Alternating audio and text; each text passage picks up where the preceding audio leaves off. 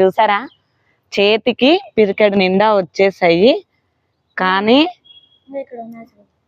ఇవి అయిపోయినాయి అవి వస్తాను చూసారా అసలు గుత్తులు గుత్తులు వస్తున్నాయి అన్నమాట నాకైతే భలే ఇష్టం అన్నమాట ఇలా కొయ్యడం